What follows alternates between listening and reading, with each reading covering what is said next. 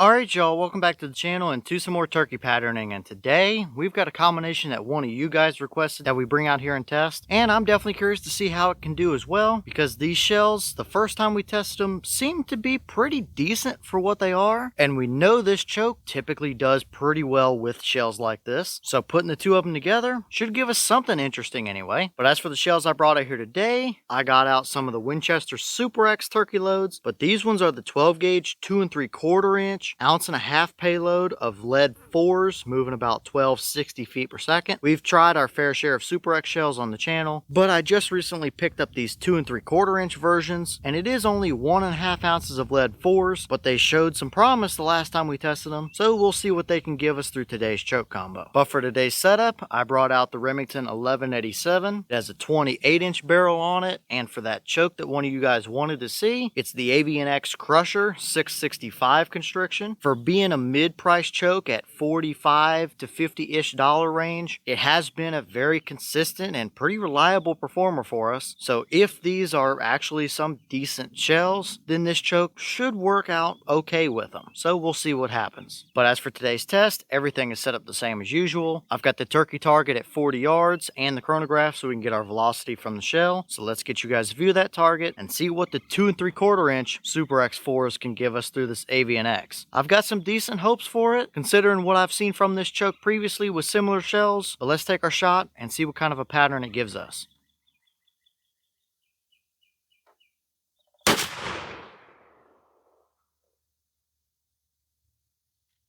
Alright, so that shell gave us 1351 through the chrono. The boss claim is only 1260, so we are starting to creep up quite a bit above that boss claim. However, that is about what we saw last time we tested these shells as well. It's mid 1300s, so they just might be moving a little bit quick, especially out of my 28 inch barrel as compared to their boss claim. But it doesn't seem to be anything too unusual for these shells, and that's more than enough velocity for a lead 4. But how did they actually pattern through that 665 Avian-X down there at 40? Let's go check it out and see. Alright, so now we're down here at our 40-yard paper, and I gotta say, it's pretty mediocre at best here. Do we have a dead turkey? Yes, we do. There are several right down through the bottom of the spine there that would have done the job, as well as a few down through the body. So yes, you would have gotten that bird. However, it is definitely not a super hot pattern by any means. We do have to remember that these are a Super X loading, which is Winchester's bottom line turkey load. It's a 2 3/4 inch shell with only 1.5 ounce payload, and their lead 4s. We just don't have the pellet count that a 5-shot or a 6-shot would, or even that of a 3-inch number 4 shell. So you're gonna probably pick up a number of little voids and stuff in there, and it's probably gonna be a little bit more sparse of a pattern than one of those other shells would be with a larger payload or a smaller shot size. Now, is that pattern good enough to get you a turkey with it at 40 yards? Yes, it is. It's going to get the job done. However, I don't think I would push it much farther than that. At closer ranges, that's going to be more than good enough. But moving in here and looking at our core, we really don't have much of a core throughout there. Not really any hot zones. Just outside of that, we definitely pick up some voids and stuff sporadically placed around the edges of that turkey target down there. We do have a few flyers to deal with as well over there off the right, and a couple up there off the top and stuff, and maybe a few more down at the very bottom. So it's a little bit splotchy. I think the top right corner of that pattern up towards where that turkey's beak is a little bit less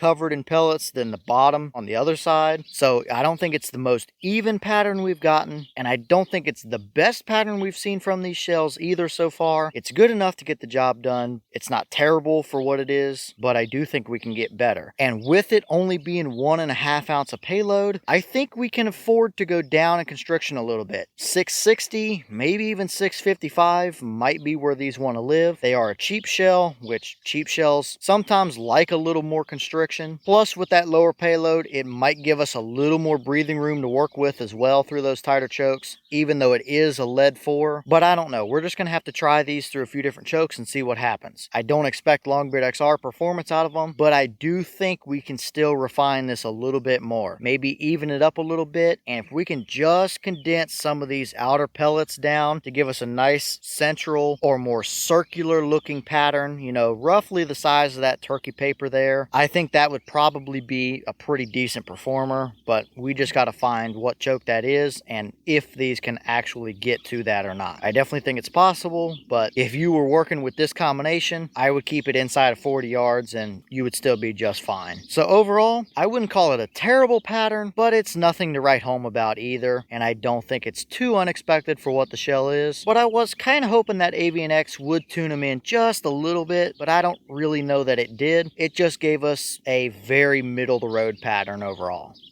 And here's the wad from that shell, very typical Winchester type of stuff. However, these 2 3/4 inch shells do have a darker gray material than what they typically do in the 3-inch version. I don't necessarily think it really makes any massive difference, but it is something to take note of. You can see the straight rifling lines as well down the side of the wad, and they are straight, so this was not spinning as it left the end of the barrel. But nothing really special to see here. No damage, nothing stuck down in there. Looks very much normal.